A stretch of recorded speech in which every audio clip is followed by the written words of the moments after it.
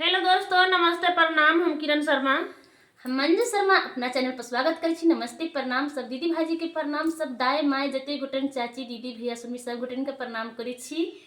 और हम दोनों देवरानी जेठानी बहुत प्यारा, बहुत दर्दनाक, बहुत सुंदर शिव विवाह गीत गावे जा रहल छी। अहाँ सब जरूर सुनब और कमेंट करके जरूर बताब, बहुत सुंदर छे।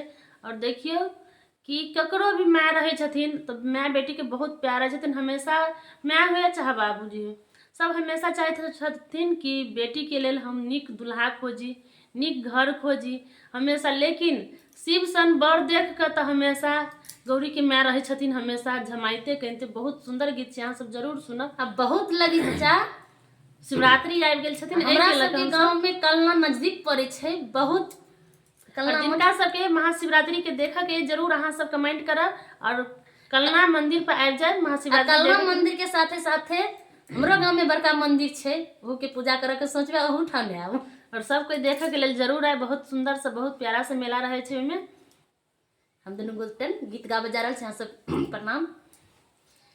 हे कोना करहथिन गौरी दुलारी, जुलुम भेल भारी। कोना करहथिन गौरी दुलारी, जुलुम भेल भारी।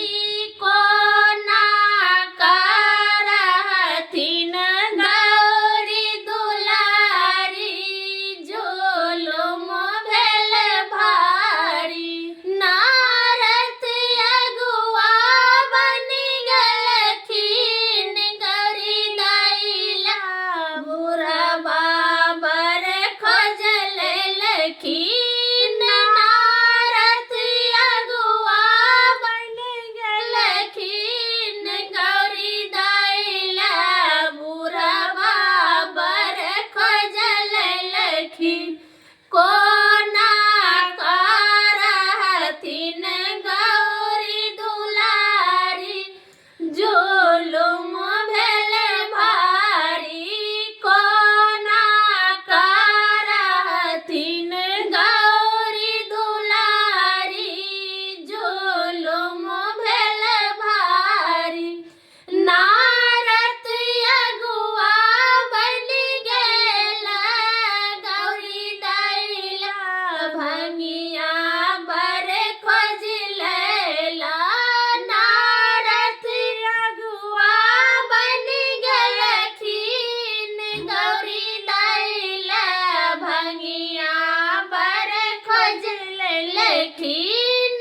नारद अगुआ बनि गेलखिन, गौरी दैला बुढ़बा बर खोज लेलखिन। कोना करहथिन गौरी दुलारी, हे जुलुम भेल भारी। कोना करहथिन गौरी दुलारी, हे जुलुम भेल भारी। नारद अगुआ बनि गेलखिन, गौरी ला शिव सन बर खोज लेलखिन। नारद अगुआ बनि गेलखिन, गौरी दैला शिव सन बर खोज लेलखिन। हे को